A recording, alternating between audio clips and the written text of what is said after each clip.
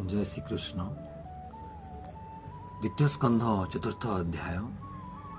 विष्णु सर्जिला संसार के कारण देवता माना हेले केबे खोजिकी पाइछ इता के जानवार लगी हेले सुखदेव जी महाराज महाप्रभु के ध्यान करिछ और भजन करिछ, महाप्रभु लीला के गान करिछ। परम पुरुष महाप्रभु इ जेन सृष्टि करिछ इने सृष्टि हेचे, पालन हेचे और संहार भी हेचे।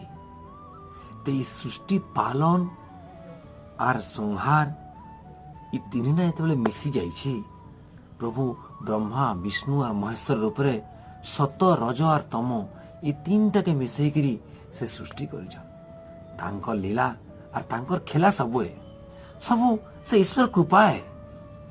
इताके जे नहीं जानी बोलवा